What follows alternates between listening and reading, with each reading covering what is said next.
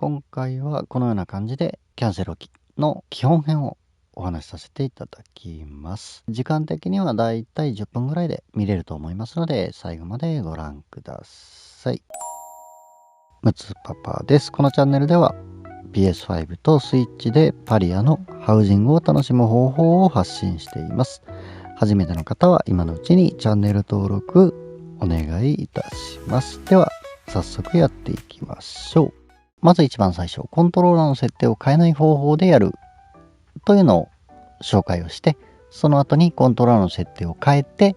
行う方法、この2種類を行っていきます。ではまずご覧の通り、今ブロックがあります。で、何をするかというと、グライダーを開きながらこのブロックをキャッチするわけなんですけども、右スティックを押し込んでそれを行います。グライダーを開きながらキャッチで、キャッチをした時に画面見ていただくと分かるんですが、下の方にアイテム欄が出ています。このアイテム欄が出ているか出ていないかが、まず失敗しているか成功しているかのサインになります。失敗をしていると、はい、このように通常キャッチをするとキャンセル置くという表示になります。これではできないので、グライダーを開きながらキャッチをすると下にアイテムを選ぶことができるようになります。まず第1段階です。では少し物を移動させます。これでキャンセル置きというものが出来上がるんですけども、アイテムを選んでそのアイテムを×ボタン置きます。丸ボタンキャンセルをします。これで置けたことになります。で、置けたことにはなっているんですが、このブロックの上、ぬいぐるみをブロックの上に置きました。そうすると移動をさせると、このようにぬいぐるみが浮かんだ状態に今なってますね。ブロックにくっついていますよという状態です。このようにくっついていますね。こういったことができるようになるというものです。で、この動画、私のチャンネルではこれらをキャンセル置きと言って表現をしていますので、覚えておいていただくといいかと思います。コントローラーの設定を変えないでできると言いましたが、できない場合もあります。例えばこのように、今移動、ビルダーの石垣、拾う、グループ選択、この文字が出ているところでは実施ができません。はい、実は石ブロックってすごく優秀で、近くにいても表示されないんですよね。通常この近くにいたらこうやって表示されるんですよ。石柱は表示されるんですけど、石ブロック表示されないんですよ。これだけ違いがあるので小話ですけど。はい、では失敗例として、なぜ、コントローラーの設定を変えなきゃいけないかというと、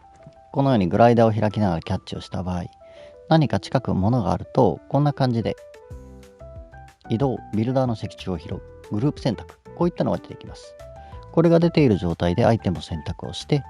置くをすると、柱をキャッチしてしまうんですね。これでは狭い場所では行えないので、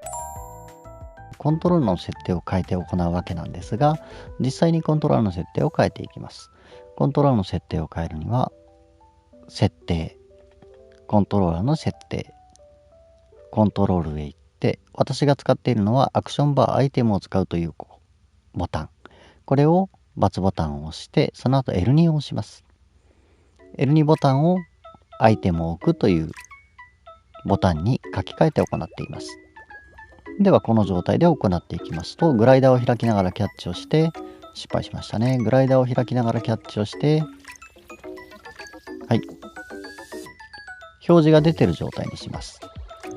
で、ここちょっと文字が小さいので見づらいかもしれないんですけども、割り当てられてるボタンが×、四角だったり、そのどれにも該当しない L2 を割り当てていますので、アイテムを選択して L2 を押したとしても掴んだりしないということなんですね。これでキャンセルをすることで狭い場所でも行えますよという利点があります。欠点は